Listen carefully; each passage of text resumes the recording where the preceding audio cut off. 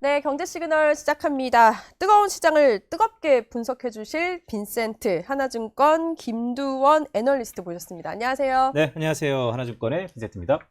뵙고 싶었습니다. 저도입니다. 그리고 궁금한 게 있습니다. 왜 빈센트예요? 그 진짜 네. 궁금했어요.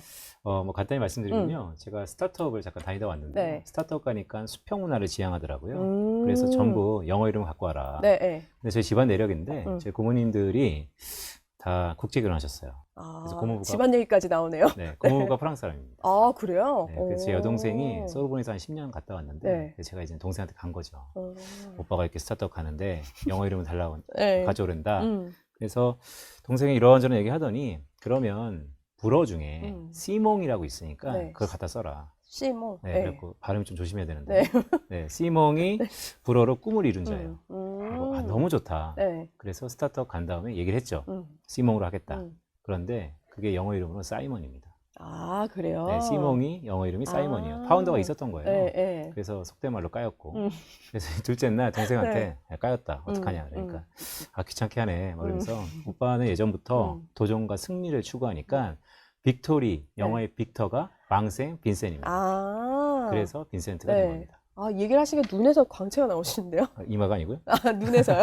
네. 아, 근데 의미 이해를 했습니다. 그러면 그 이름값을 어떻게 하고 계시나요? 아 이름값이요? 네, 궁금해요. 네, 뭐 이름이야 언제든 제가 기호에 따라서 바꿀 수 있는데 계속 도전하고 또 증명하고 경험이 최고의 스승이다라는 생각으로 계속해서 도전하고 있습니다. 뭔가 엇비슷하게 잘 맞아가는 것 같기는 한데요. 맞습니다. 자, 이제 좀 넘어가서 이번 주 사실 이런저런 이슈 많았거든요. 삼성전자 이슈도 있고 좀 미 이란도 다시 이제 수면 위로 올라오고 했는데 우리 시장이 잘 버틴 것 같긴 해요. 오늘 이렇게 보면은 좀 바쁘셨을 것 같아요. 이번 주도 어떠세요? 이번 주가 다사다난했죠. 왜냐하면 8,040포인트 지난주 금요일 날 잠깐 찍고 네. 흔히 찍먹이라고 하는데 이번 주에 상당히 하락폭이 컸다가 네. 오늘 금요일자 한 주를 마감하는 어제 목요일부터 상당히 리바운딩 했다라고 할 수 있겠습니다. 네. 그러니까 여전히 강세장 속에 있다라고 할 수 있고요. 과거의 코스피 지수의 강세장 속에서 이런 하락폭은 간간히 있었습니다. 따라서 많이 불안하죠. 왜냐하면 오르는 종목은 오늘도 계속해서 말씀드리겠지만 주도주밖에 없고 네. 그러니까 시가총액 상위 1, 2, 2위밖에 없을 뿐더러 그렇죠. 지수는 거의 8,000포인트에 근접했는데 내 계좌는 왜 이러냐 이런 것들이 과거와 다른 강세장에서의 특징이고요. 다시 한번 말씀드리지만 이번 주 다사다난 했는데 네. 여전히 강세장의 추세는 이어지고 있다고 보고 있습니다. 오늘 나오신다고 해서 저희가 그동안과는 다른 방법으로 유튜브, SNS, 어디 메일로도 시청자분들의 사연을 받았어요. 그러니까 갑자기요? 직접, 네. 그동안 한 며칠 동안 받아왔습니다. 오신다고 해서. 네. 그래서 궁금증을 직접 풀어주는 나에게 답을 줘라고 제가 제목을 지었거든요. 나에게? 답을 줘. 아, 그러면 반응이 안 나오면 이제 네. 오늘이 처음이자 마지막이네요? 아닙니다. 아, 그런 건 아니에요? 네, 쭉 알겠습니다. 갑니다, 저희는. 좋습니다. 자, 먼저 첫 번째 질문.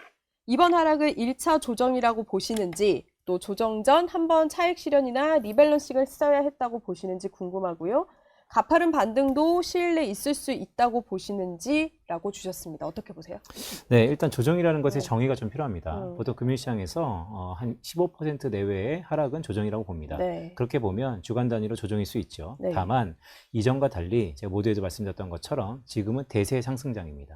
상승장 속에서도 큰 상승장이라고 말씀드리는 이유는 네. 과거 한국의 56년의 금융시장 역사상 80년 후반에 함저호황이라는 데가 있었습니다. 네. 5년 동안 코스피 지수가 연간으로 올랐었고요. 2002년도부터 2007년까지 네. 우리가 바이코리아라고 해서 상당히 그 부분도 5년 동안 우리 코스피 지수가 시세를 냈습니다. 즉 80년대 중반, 2000년대 초반, 네. 20년마다 글로벌 패러다임이 바뀌는 속에서 한국이 부각을 받았다는 것이죠. 이번이요. 2025년부터 시작하는 대세 상승장입니다. 따라서 그런 의미에서 보면 올해도 네. 전년에 코스피 지수가 연간 75% 상승했고 올해도 벌써 80% 넘게 상승하고 있거든요. 네. 이런 대세 상승 속에서 말씀드렸던 것처럼 조정은 그냥 기울일 뿐이다라고 보고 있고 오히려 상승 추세가 이어지고 있다라고 보고 있습니다. 잠깐 참아라. 넘겨라. 참을 때보다는요. 오히려 잘 넘겨라. 밀리면 네. 사라. 사라. 네. 아, 알겠습니다. 자, 다음 사연 바로 넘어갈게요. 양자 마이너스 50% 이상 물렸는데 장투하면 언젠간 복구되겠죠? 라면서 슬프게 써주셨어요. 네. 어떻게 보세요? 네, 장투부터 다시 정리를 좀 하고 가야 될 것 네. 같은데요. 앵커님 같은 경우는 장투를 어떻게 생각하세요? 장투요? 네, 장기 투자. 저는 장기 투자가 맞다고 생각하는, 왜냐면 엄청 안전 추구 스타일이라서 네. 대형주의 장기 투자 파기는 하거든요. 근데 이제 장기 투자의 정의를 내리자면 어떤 게 장기 투자일까요? 전 10년 이상. 10년 이상. 네. 비슷하죠. 자, 그러면 제가 생각하는 장기 투자는요. 보통 사람들의 장기 투자는 오늘 삼성전자를 사서 10년 동안 묻어둔 다음에 네. 그때 계좌를 열었더니 100%가 썼다. 그렇죠. 장기 투자죠. 누구나 꿈이죠. 네, 근데 네. 저는 그건 장기 투자가 아닙니다. 그러면요? 그거는요. 비자발적 투자입니다. 아. 장기 투자는요. 네. 매월 동일한 기간에 동일한 금액을 꾸준히 사는 것이 장기 투자입니다. 따라서 그 차이가 있어야 되는군요. 맞습니다. 네. 나중에 평단을 열어봤는데 평단이 100만 원이다. 그리고 100배 벌었다. 보다는 평단이 계속해서 높아지면서 조금씩 밀리면 사가는 것이죠. 그런 의미에서 보면 단 조건이 있습니다. 네. 계속 성장 산업이냐 네. 아니면 미래에 대한 꿈을 먹고 사느냐 이것이 기본이 된다면 네. 장기 투자라는 것은 밀리면 사는 것처럼 꾸준하게 모아가는 것이고요. 그런 의미에서 지금 양자 어떤 특정한 업종을 말씀 주셨는데 네. 50% 하락, 70% 하락은 중요하지 않을 것 같습니다. 이 기업이 아니면 이 분야가 앞으로 성장 가능성이 있는지가 되게 중요해 보이는데 양자라는 것은요. 네. 글쎄요. 넥스트 주도주는 무엇일까? 반도체 이후에 AI 다음에 무엇일까? 피지컬 AI, 양자, 우주, 로봇 등등이 있을 때 그 중에 하나이긴 합니다. 하지만 저 개인적으로 봤을 때는요. 아직 양자 잘 모르겠어요. 미국에서는 어제 외신이죠. 네. 9개 양자 컴퓨팅 기업에 한 20억 달러니까 우리나라 네. 돈으로 한 3조 원 네. 네, 정도의 이제 보조금인데 어쨌든 키우려는 산업인 것 같습니다. 네. 하지만 당장 체감적으로 올 수 있을까에 대한 의구심이 있고 오히려 그럴 정도의 용기라면 애석하지만 제가 계속해서 미는 산업이 있습니다. 여주사라고요. 네. 여전히 네요. 주도주를 아. 사라. 그래서 네. 오히려 메모리 반도체가 훨씬 더 좋지 않을까라는 생각입니다. 그렇다면 다음 질문으로 넘어갈게요. 이건 아마 굉장히 많은 분들이 궁금할 것 같아서 저희가 픽을 했는데 삼성전자 많이 올라서 너무 기분이 좋습니다. 계속 두는 게 나은 건지 아니면 이 타이밍에 올랐을 때 일부 수익 실현을 하는 게 현명한지 너무나 고민이 됩니다. 네. 어떻게 해야 돼요? 이쯤 되면 이제 개인 컨설팅인데요. 네. 어떤 주식을 살 때 기대 수익이라는 게 있습니다. 참 어려운 얘기죠. 근데 간단히 얘기하면 삼성전자를 네. 오늘 30만 원 찍고 좀 내려왔었는데 예를 들어서 25만 원에 샀다. 네. 그럼 앵커님 같은 경우는 25만 원에 샀으면 얼마에 팔 겁니까?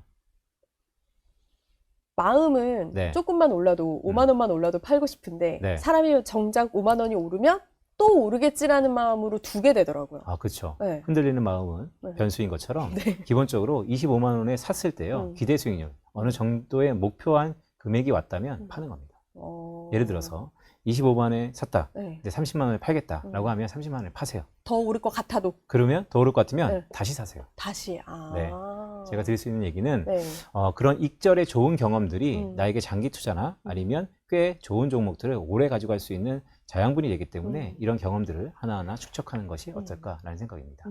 많은 생각을 하게 하는 것 같습니다. 다음은 개미들의 단골 질문일 것 같은데요. 지금 이제 하이닉스 200만 원 찍었잖아요. 200만 원짜리 하이닉스 한 주, 그리고 20만 원대, 사실 이제 30만 원이죠. 삼성전자 10주 사는 것 중에 네. 뭘 고르시겠어요?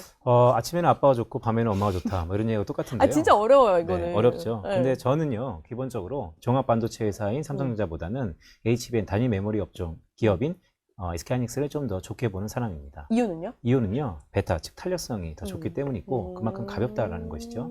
HBM 시장이 전 세계를 판도를 바꾸고 있습니다. 네. HBM3에서 4로 넘어가면서 삼성전자와 SK하이닉스의 해자가 바뀐다, 즉 네. 마켓 쉐어가 바뀐다라는 얘기가 있지만 네. 기본적으로 지금까지의 HBM의 왕자는 SK하이닉스입니다. 따라서 SK하이닉스의 모멘텀을 저는 개인적으로 좀 더 좋게 보고 있고요. 네. 결국 피어 그룹입니다. 동전 기업이지만 삼성전자냐 SK하이닉스냐 저는 기본적으로 SK하이닉스에 대해서 상당히 긍정적인 마인드를 갖고 있다 이렇게 말씀드립니다. 지금 이번에 시장이 오르니까 다시 또 목표가가 계속 올라가고 있거든요. 그거에 대해서 좀 동의는 하세요?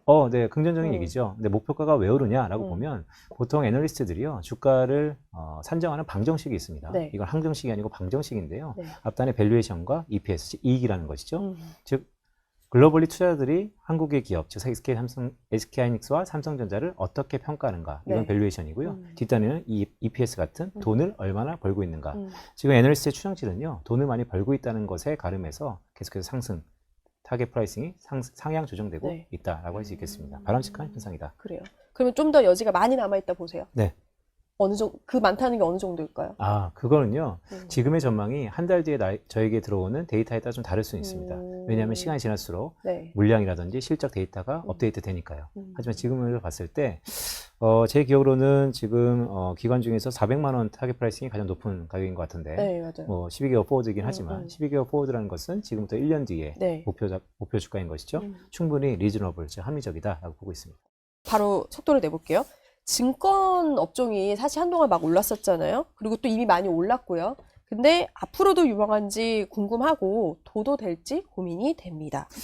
증권주를 대부분 사셨던 분들은 두 가지일 거예요. 음. 하나는 이제는 은행이냐 증권이냐 보험이냐 했을 때 네. 금융주 속에서도 은행보다는 증권이 훨씬 더 수익원이 다변화될 것이다 라는 기대감이 하나 있었을 거고, 네.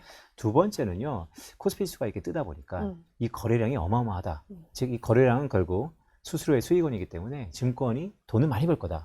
실제 굵직한 2개 정도의 증권업계 회사들은 네. 분기당 1조 원 이상의 수익을 나타내고 있고요. 네. 자, 어마어마한 일이죠. 과거에 비해서 거의 5배에서 10배 정도 이익이 증진했기 때문에 당연히 주가는 이익에 대한 함수라는 측면에서 주가도 그만큼 시세가 날 것이다 라고 네. 보고 있습니다.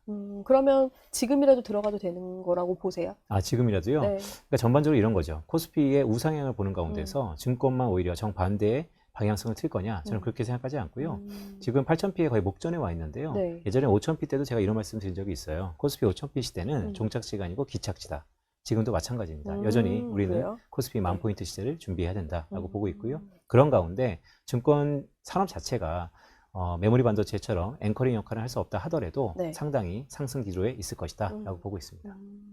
이번 질문은 저도 굉장히 궁금한 거거든요. 개인적인 질문인가요? 네, 진지하게, 아니요, 그건 아닌데, 네네. 진지하게 답변 부탁드립니다. 포트폴리오 구성 관련인데요. 만일 지금 애널리스트님이 5개로만 포트폴리오를 구성을 한다면, 뭐 섹터든 뭐든, 네. 어떤 걸로, 어떤 비율로 하실 것 같으세요? 이것도 거짓 개인 컨설팅인데 그냥 러프하게 말씀드리면요. 네.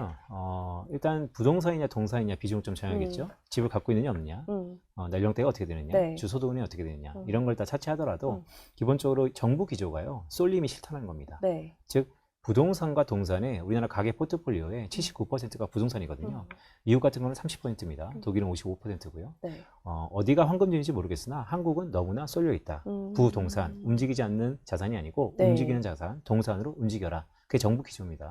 즉 강이 오른쪽으로 흐르고 있는데 왼쪽으로 간다는 것은 연어처럼 참 힘들죠. 네. 결국 완성된다 하더라도 끝에는 죽음을 맞이하는 것처럼 정부의 기류를 우리는 한 번쯤은 이용할 필요가 있다라는 측면에서 포트폴리오를 들여다보면요. 네. 동산 쪽에 좀 더 특화될 것 같습니다. 동산이라는 것은 미국 주식이 있고 국내 네. 주식이 있고 여러 가지 주식이 있죠. 네. 더 나가서 대체 투자, 금, 은, 원자재, 또 비트코인 여러 가지가 있는데요. 지금은 바야흐로 주식의 시대, 더 정확히 얘기하면 국장의 시대입니다. 따라서 국장의 비중을 좀 더 높였으면 좋겠다라는 말씀드리고, 저는 오히려 국장 중에서도요. 다 같이 가는 게 아니고 쏠림입니다. 네. 여주사 계속해서 말씀드린 것처럼 SK하이닉스를 위시한 메모리 반도체의 비중을 적어도 60% 이상 가져가는 게 어떨까라는 더 생각을 많아지긴 하고요. 하네요. 맞습니다. 그 이외에 최근에 인플레이션 시대라는 마음을 들어서 네. 인플레이션의 해지 자산은 금입니다. 그래서 전반적인 저희가 제안드리고 있는 포트에 네. 네이밍이 있습니다. 당신의 포트가 빛나도록. 네, 좋은 빛나는 말이네요. 금과 네. 네, 또 앞으로 우리의 수익을 빛낼 수 있는 HBM을 비롯한 SK하이닉스. 그 외에 뭐 다른 것들은요. 네. 워낙 비중이 작으니까 SK하이닉스를 위시한 메모리 반도체의 60%, 금의 한 10%, 네. 그리고 현금 한 10%. 그럼 벌써 나머지는 20%밖에 없습니다. 그렇네요. 그 부분은 개인의 기호대로. 기호대로. 네. 알겠습니다. 마지막은 너무 귀여운 사연이라서. 귀여워요? 네. 네. 마지막으로 30대 초반 아기 개미분의 사연입니다. 네. 자, 남들 사는 주식만 소량씩 사다가 이번에 19층에서 하이닉스를 샀다가 30층에서 냅다 팔아버리면서 매도 타이밍의 중요성을 뼈저리게 느끼셨다고 합니다. 이제 진짜 공부를 하고 싶다고 하세요. 그래서 두 가지 질문을 주셨는데, 첫째, 초보개미 주식을 살 때 이것만큼은 확인해라 하는 안전한 상장사 확인법, 그리고 둘째, 적절한 매도 타이밍을 알 수 있는 그래프를 보는 기본 가이드인데, 전 이거 보면서 너무 네. 성실해서 귀엽더라고요. 아, 그래요? 네, 답변을 좀 주세요. 네, 일단 이분의 고민이 느껴집니다. 왜냐하면 SK하이닉스가 19층에 30층은 아마 삼성전자를 얘기하시는 것 같아요. 19만 원에서 30만 원. SK하이닉스는 다닐 때가 다니니까. 네, 그런 것 같아요. 뭐 어찌 되었건 아니면 다른 표현일 수도 있고요. 맞습니다. 네. 자, 되게 어려운 질문이죠. 확인법 그거는 개인마다 좀 다른 것 같습니다. 인생의 정답이 없는 것처럼 자기만의 네. 솔루션을 차지하는 게 매우 중요한데요. 그러려면 원칙을 지켜야 됩니다. 뭐죠? 제가 모두에 말씀드렸던 것처럼 20만 원에 삼성전자를 샀다. 그럼 얼마에 팔까? 그때 정해놓으면 한번 팔아보는 것이죠. 그러니까 내가 정하는 게 필요하겠네요. 스스로. 맞습니다. 그러니까 좋은 옷이 나에게 꼭 맞는 옷은 아닙니다. 그래서 기본적으로 원칙을 지켜라라는 말씀을 하나 드리고요. 네. 두 번째는요, 주식 투자는요, 확신이 아닌 확률에 하는 겁니다. 따라서 어느 정도 확률, 돈이 네. 얼마나 모이고 있느냐, 그게 네. 그 시기에 주도주일 텐데요. 그러면 두 번째, 적절한 매도 타이밍은요, 앞에 말씀드렸던 것처럼 네. 사기 전에 정해라. 그리고 원칙을 지켜라. 그리고 확신보다는 확률로서 접근하는 게 어떨까? 그게 쉽지 않아서 문제죠, 뭐. 안 쉬운가요? 쉽지 않은 것 같아요. 네. 네. 그러면 두 번째 그래프 보는 건 있나요? 두 번째 적절한 매도 타이밍을 알 수 있는 그래프. 사실 네. 이것도 답은 비쌀 것 같긴 한데. 그렇죠. 그쵸? 이거는 뭐 차트 매매일 수도 있고 음. 여러 가지가 있는데 그래프는 잘 모르겠습니다. 왜냐하면 그거를 그래프로 보는 게 의미가 있을까라는 생각도 들고요. 네. 이것은 내가 매도 타이밍을 음. 어떠한 보조 지표를 통해서 조금이라도 일찍 네. 가름할 수 있을까에 대한 귀결점이라고 볼 수 있는데요. 먼저 뭐 모든 것을 봐야죠. 주식 투자하면서 어느 한 부분을 보는 것은 되게 위험한 것이고요. 네. 차트도 보고 금리도 보고 수급 다른 것도 봐야 됩니다. 네. 하지만 지금 중요한 거 제가 말씀드릴 수 있을 것 같아요. 적어도 우리 주식시장의 컨셉이요. 실적에서 매크로로 바뀌고 있습니다. 네. 흔히 매크로라는 것은 이코노미스트들은 매크로에 대해서 다양한 얘기를 하지만 주식투자들이 얘기하는 매크로는 금리입니다. 따라서 앞으로는 금리를 좀 중요하게 여기자. 언론에서 나오는 미국의 30년 금리, 30년물 국채 금리가 5%를 넘어서 2007년 7월 이후에 최고치를 기록했다. 이런 것들이 다 위험 신호거든요. 네. 따라서 다양한 매크로 지표 중에 있어서 앞으로 금리가 매우 중요하기 때문에 앞에 확인법이라는 것은 제가 원칙을 지켜라. 사기 전에 미리 목표 주가를 정해라. 네. 확신보다 확률 이런 말씀드렸고 매도 타이밍은요. 다양한 보조 지표 중에서 앞으로 3개월 동안은 금리가 매우 중요하다라고 할 수 있겠습니다. 금리 기억해야 될 것 같습니다. 자, 질문은 여기까지고 이제 시장을 한번 분석해 보려고 하는데요. 뭐 그동안에 전쟁도 있었고 많은 이슈가 있었는데 다시 좀 투심이 강해지는 느낌이 좀 들거든요. 현재 시장은 좀 어떻게 분석을 하고 계세요? 현재 시장이요? 네. 현재 시장은 긍정적이죠. 그러니까 제가 지난 한 1년 동안 계속해서 코스피 지수의 우상향 가능성이 네. 있다. 왜냐하면요. 결국 다양한 매크로 변수들이 있습니다. 네. 매크로 변수들, 금리, 환율, 성장률 등등, 물가 이런 것들은요. 지금 다 긍정적이진 않습니다. 왜냐? 전쟁이 터졌기 때문입니다. 그럼에도 불구하고 우리 지수가 거의 1년 넘게 네. 8,000피의 목전에 들어갔다는 것은 어떤 의미일까요? 그런 악재를 질려받고 우리의 상승 모멘텀, 즉 실적이 계속해서 좋아지고 있다는 것이죠. 네. 물론 실적이요. 우리 상장사의 3,000개 종목 중에서 일부 한 5개, 10개 이 종목들이 대부분 상장 기업들의 이익의 대부분을 가져가고 있습니다. 네. 즉 쏠림이 있다는 것이죠. 네. 그런데요. 그게 난이도가 높은 시장보다는 반대로 얘기하면 오히려 난이도가 좀 더 쉬운 시장일 수 있다. 돈을 버는 기업은 정해져 있고 많이 올랐다는 것은 가격이기 때문에 앞으로 보이는 변수, 가격보다는 네. 오히려 근본적인 펀더멘탈, 실적의 가시성을 보는 게 중요하다. 여전히 지금 시장은 강세장이라고 보고 있습니다. 아, 긍정적인 거 좋습니다. 근데 최근에요, 코스피 얘기를 좀 하면, 노무라 증권에서 코스피 11,000선을 전망하기도 했는데, 애널리스트님 책에서도 살짝 언급하셨잖아요. 네. 만 시대가 낯설진 않다라고 하셨는데, 동의를 하시는 걸까요? 그리고 그쵸. 근거도 알고 싶어요. 저희 하나증권에서 이미 타겟 프라이싱이 10,000포인트를 훨씬 넘게 네. 제시한 적이 있습니다. 즉 간단히 뭐 숫자로 말씀드리면 1년 뒤에 우리 상장사들의 한 해 동안 벌어들일 영업이익이요. 지금 네. 860조 원 정도입니다. 860조 원대에서 아까 제가 주가라는 것은 네. 밸류에이션 곱하기 EPS라고 말씀드렸잖아요. 이익이 860조 원입니다. 그럼 앞에 밸류에이션이 되게 중요한데요. 우리나라 20년 동안 평균 밸류에이션 PER이요. 9.9배에서 10배입니다. 그러면 러프하게 10배를 곱하게 하면 8,600조 원이죠. 네. 그러니까 우리나라 코스피의 시가총액이 8,600조 원이 된다는 것입니다. 그러면 10,000포인트입니다. 근거가 확 들어오는데요? 네. 네. 그렇기 때문에 여기서 이 앞에 밸류에이션 정말 금리가 낮춰지는 것인가 네. 아니면 이런 산술적인 지표 말고도 우리 한국 시장을 바라보는 외국인들의 눈높이가 달라진 것인가 라고 하면 멀티플, 즉 밸류에이션이 계속해서 좋아질 수 있는 것이죠. 역사적으로는요. 12배까지 간 적도 있습니다. 네. 그러면 많이 만까지 간다고 했을 때 그 사이에 쭉 맨날 좋을 수만은 없잖아요. 네. 근데 저희가 좀 이제 앞으로의 이 시장에서 이슈가 될 만한 하락 시그널, 요거는 좀 알고 있어라 이렇게 할 만한 사건들이 좀 있을까요, 앞으로? 더 중요한 건요. 그것보다는요. 우리가 알고 있는 것으로 인해서 하락할 것인가가 더 중요해 보입니다. 만약에 우리가 알고 있던 것들이 즉 뇌관이죠. 네. 그런 것들이 불거져서 하락한다라고 하면 우리가 대비할 시장이 있다라고 봅니다. 그렇죠. 다만 우리가 알지 못하는 것에서 불거졌을 때 네. 2007년 서프라임 때 서프라임 모기지, 알트론, 프라임 이런 것들에 다 우리가 몰랐던 것처럼 파생 상품 등등 지금도 우리가 모르는 것에 대해서 하락할 가능성이 좀 더 저는 염려스럽지 우리가 아는 것들, 금리, 인플레이션 네. 등등에 의해서 큰 조정이 갈 가능성은 물론 아예 없다라고 얘기할 수는 없지만 우리 이미 드러난 악재는 악재가 아니다라는 말씀도 드리고 있습니다. 아까 앞서 금리 잠깐 얘기를 해주셨는데 어제 오늘 계속 이제 그 4월에 FOMC 회의록도 나왔는데 거기서 금리나 전제를 지워야 한다 이런 기록도 되어 있잖아요. 그런 만큼 금리 인상 쪽으로 더 많이 가는 것 같은데 이런 걱정도 들어요. 지금 빅테크가 이제 IPO도 상장한다고 되어 있고 네. 투자도 많이 하고 있는데 이게 금리가 오르면 사실 투자에도 제한이 생길 수밖에 없고 그렇게 되면 우리의 계좌에도 영향이 있을 수밖에 없거든요. 네. 이 부분도 굉장히 체크 포인트 같기는 해요. 매우 중요하죠. 네. 근데 저는 접근법이 좀 다른데요. 금리가 오르면요. 지금 뭐가 문제냐면 빅테크를 위시한 미국의 하이퍼스케일러들이 네. 막대한 캐페이스 투자, 즉 자본 지출을 했는데 그 돈은 다 어디서 나서 하느냐. 지난 IT 버블 때와 다른 거는요. 그때는 시스코를 비롯해서 다양한 IT 기업들이 무분별한 투자를 지금하고 똑같이 했는데 네. 그때는 돈을 못 벌면서 했습니다. 지금은 돈을 벌고서 하고 있습니다. 네. 그게 과거랑 다르다는 게 첫 번째 포인트고요. 두 번째는요. 금리가 오르면 네. 이런 하이퍼스케일러들의 자본 비용이 높아진다. 그래서 부담이다. 네. 반은 맞고 반은 틀립니다.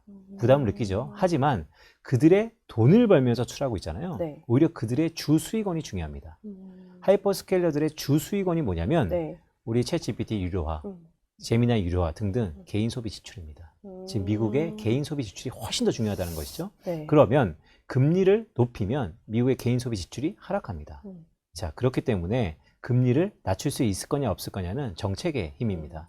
제가 첫 직장이 국회 예산처입니다. 네. 거기서 보좌관들하고 다양한 중장기적인 정책에 대한 리서치를 많이 했었는데요. 네. 정책은 목적이 있다는 것이죠. 네. 그런 의미에서 미국 트럼프 대통령, 더 나아가서 케빈 허시의 통화정책, 아니면 베센트의 재무장관, 이 모든 합의일체가 미국 경기가 둔화되기를 바라지 않고 있습니다. 따라서 소비를 위축시킬 만한 금리 인상은 없다. 네. 적어도 금리 인상의 속도를 상당히 늦출 가능성이 높다. 그렇다면 금융시장은요, 지금이 금리 인상에 대한 공포가 가장 극대화되어 있는 상황입니다.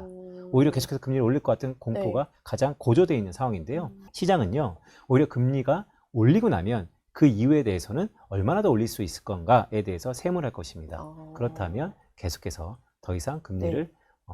스텝 바이 스텝으로 지속적으로 올리지 않는다면 지금의 이런 불안감과 고조감은 좀 더 둔화될 수 있다라고 보고 있습니다. 다른 시각이네요. 또 이번에는 여주사 계속 네. 말씀 주셨는데 여주사로 이제 주도주로 치면 반도체, 조선, 방산을 꼽아 주셨잖아요. 네. 이게 그러면 사실 이런 우려도 있어요. 이미 너무 많이 올라서 지금까지의 상승률을 바랄 수는 없지만 앞으로도 괜찮을까라는 고민들은 계속 하시거든요. 네. 앞으로 남은 모멘텀은 어떻게 좀 평가를 하세요? 제가 뭐 1년에도 엄청 많은 사람을 만나잖아요. 앵커님도 마찬가지고. 네. 그런데 사람들에게 간절한 눈빛을 알고 있습니다. 지금 거의 앵커님이 내가 사고 싶은 게 너무 많이 올랐다. 이런 걸 간절한 눈빛을 통했는데요. 네.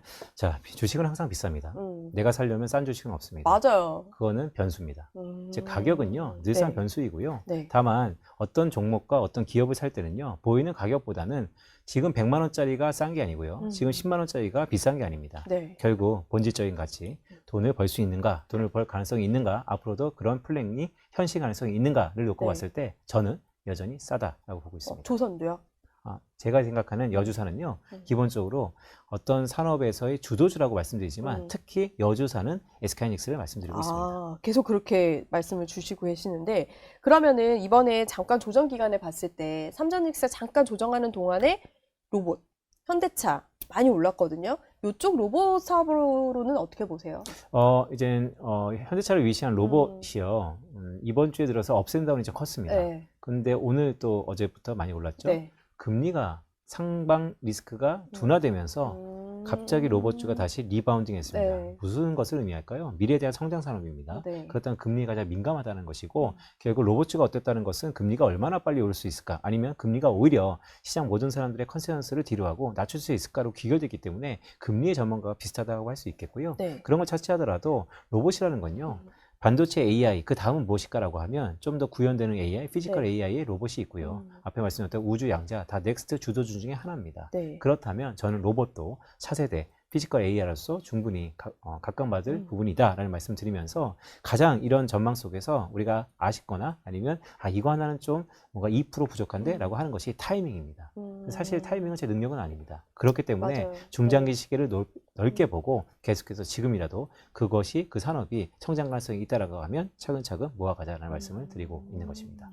그리고 또 하나 궁금한 게 이제 구체화되고 있는데 스페이스X 상장한다고 하고 오픈 AI도 있고 엔트로픽도 있고 강력한 공룡들의 상장이 이제 예고돼 있는데 사실 뭐 스페이스X는 저희가 직접적으로 투자는 못하지만 하나 궁금한 게 이제 이 자금이 빠져나갈까봐의 걱정이거든요. 굿장을 어떻게 올렸는데 네. 그렇게 빠져나갈까봐 우려가 되는데 어떻게 보십니까? 앵커님은 스페이스X 좋아 보이세요? 어떠세요?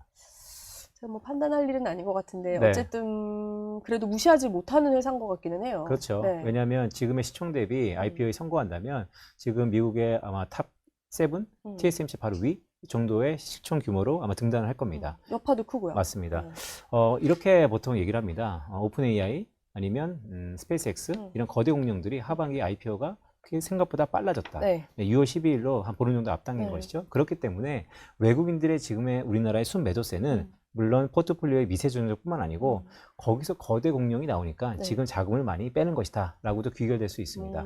여전히 임팩트는 있다라고 보고 있고요. 네. 하지만 이것도 역시 통과 의례라고 봅니다. 우리 지수가 한 단계 레벨업하는 데 있어서 네. 옆에 강력한 대항마가 나타나면 잠시 자금이 쏠리겠죠. 하지만 그렇죠. 결국 스페이스X의 메모리 반도체가 쓰인다. 네. 스페이스X의 한국의 제조업체가 상당히 쓰인다라는 생각에서 저는 돈은 돌고 도는 거니까요. 일단 지금은 이런 거대 공룡으로 네. 우리나라에 들어왔던 외국인들의 이탈 아니면 지금 국장에 들어왔던 사람들이 다시 한번 서학개미의 출몰로 나타날 수 있겠지만 그것은 우리가 통과 의례 한 단계 레벨업되기 위해서 당연히 밟고 들어가야 될 과정이다라고 보고 있습니다. 여기서 하나 좀 갑자기 질문 드리고 싶은데 이게 스페이스X 같은 경우도 ETF 형식으로 저희가 간접적으로 사야 되잖아요. 괜찮은 어떻게 보세요? 그거는? 글쎄요. 최근에 ETF 공화국이죠. 네. 네. 글쎄, 이거 ETF는 사실 패시브 투자인데요. 지금 대한민국 사람들은 전부 ETF를 공격적 투자하고 계시죠. 그렇죠. 네, 섹터별로, 택배별로, 테마별로. 음.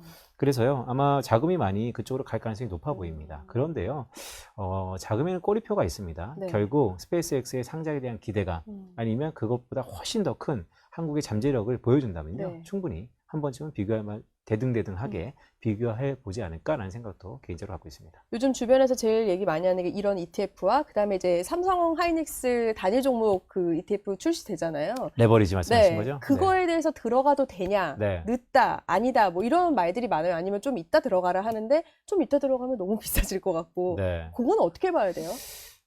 레버리지 상품은요, 일단 뭐 개인적인 취향이죠. 근데 그쵸. 레버리지 상품을 정확히 좀 알아야 되는데요. 레버리지 ETF가 아니고 레버리지 ETF 상품입니다. 네. 즉, 지금 제도를 보면요, 시가총액 10% 이상의 종목이 상당 기간 이어져야 된다. 그러면 지금 우리 거래소에서 전자와 닉스밖에 없습니다. 네. 그렇기 때문에 딱 두 종목으로 출시가 되는 것이고요.